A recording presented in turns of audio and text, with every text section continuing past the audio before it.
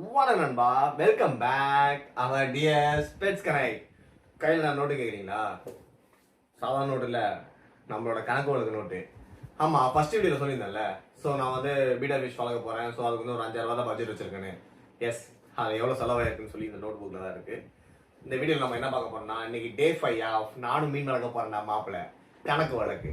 S, நம்மளோட கணக்கு வழக்கு. இந்த வீடியோவில் ஃபர்ஸ்ட் நம்ம ஃபிஷஸ் வந்து பார்க்கலாம். நம்ம வந்து ஃபிஷ் வாங்கியிருந்தது வந்து பார்த்தீங்கன்னா ஒரு 5 பேட்ச் ஃபிஷ் வாங்கியிருந்தோமா. ஸோ ஒரு மேல் வந்து பார்த்தீங்கன்னா 120 ருபீஸ் வாங்கியிருந்தேன். ஸோ அதோட காஸ்ட் வந்து பார்த்தீங்கன்னா மொத்தமாக 600 ருபீஸ் வருது. அண்ட் ஃபீமேல் வந்து பார்த்தீங்கன்னா 80 ருபீஸ் வாங்கியிருந்தேன். ஸோ அதோட காஸ்ட் வந்து பார்த்தீங்கன்னா ஒரு 400 ருபீஸ் வருது. ஃபிஷ்ஷோட டோட்டல் காஸ்ட் வந்து பார்த்தீங்கன்னா 1000 ருபீஸ் ஸ்பெண்ட் பண்ணியிருக்கோம்.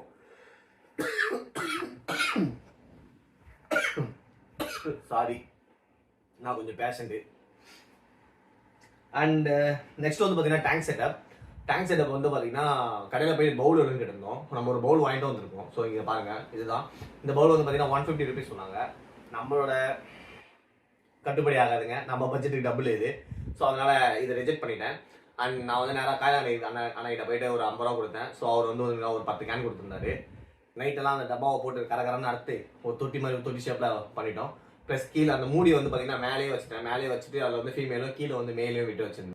வந்து பார்த்தீங்கன்னா நம்மளுக்கு வந்து 50 ரூபா ஆச்சு. ப்ளஸ் வந்து ப்ளூ மெடிசன் வாங்கியிருந்தோம், ப்ளஸ் வந்து ஃபுட் வாங்கியிருந்தோம். இதோட காஸ்ட் வந்து பார்த்தீங்கன்னா ஒரு 200 ருபீஸ் வச்சுக்கலாம். ஸோ மொத்தமாக நம்ம கவரேஜ் வந்து பார்த்தீங்கன்னா 1250. ப்ளஸ் வந்து பார்த்தீங்கன்னா ஒரு 150 ரூபா தண்டத்துக்கு ஒன்று வாங்கிட்டு வந்தோம். ஸோ அதுவும் நம்ம கிட்ட தான் இருக்குது ஆக்சுவலி. பட் எனக்கு என்ன ஒரு ரீசனால வச்சிருந்தேன்னா, அது வந்து கொஞ்சம் பார்க்க அழகாகவும் இருக்குல்ல. ஸோ இன்கேஸ் நம்ம வந்து பீட்டை ஷோ பண்ணுறது யூஸ் ஆகும் அப்படி சொல்லி அதனால ரிஜெக்ட் பண்ணாமல் வாங்கிட்டு வந்துட்டேன். ஸோ அது வந்து பார்த்தீங்கன்னா ஒரு 150, மொத்தம் வந்து 1400 ருபீஸ் நம்ம மொத்தமாக இந்த 5 நாளில் செலவு பண்ணியிருக்கோம். எஸ், மிச்சம் நம்ம கையில் இருக்கிறது 3600 ரூபா இருக்குது.